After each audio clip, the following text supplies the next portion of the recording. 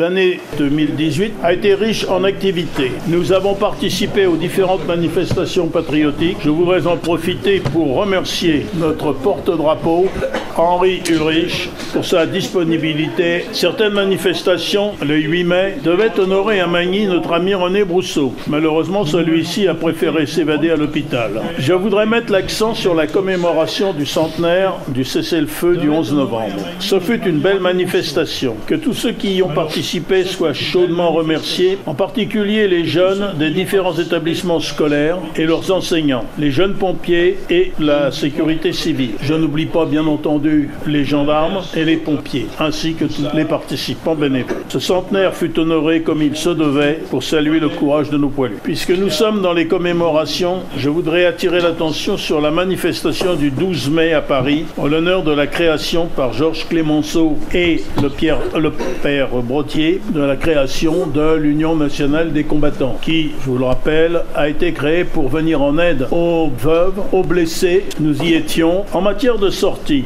nous n'avons pu donner suite au projet de voyage à Reims, faute d'un nombre de participants suivants. Peut-être faut-il revoir nos projets et penser que malheureusement, nous prenons 1 an de plus chaque année et cela altère nos facultés à nous déplacer. Nous avons participé également aux réunions départementales à Migène et ainsi qu'au congrès annuel. Bien entendu, nous continuons dans la mesure du possible de visiter nos malades. Bon, chers amis, ce rapport moral, comme celui des années dernières et comme celui des prochaines années, débutera par la litanie de ceux qui nous ont quittés depuis notre dernière assemblée. Je vais vous demander de vous lever pour nous souvenir de Madame Bateau, Monsieur Astre, Boussard, Collin, Devoir, Guéraud, Liour, Honnête, Picard, qui nous ont donc quittés l'an passé. On ne peut évoquer cette année sans penser à 2 événements odieux. Ces 2 événements ne peuvent être passés sous silence. Le premier se situe au hameau de Aigrisel, dans la commune de Venoy. C'est là que 43 personnes furent fusillées par les nazis. Il existait un arbre dans lequel des traces de balles subsistaient. Un monument avec les noms des fusillés et un drapeau. Dans la nuit du 14 juillet, des vandales brûlèrent l'arbre, mirent des pétards dans les impacts de balles. Cela est ignoble. L'arbre sera remplacé par une copie en acier traité, copie de l'original.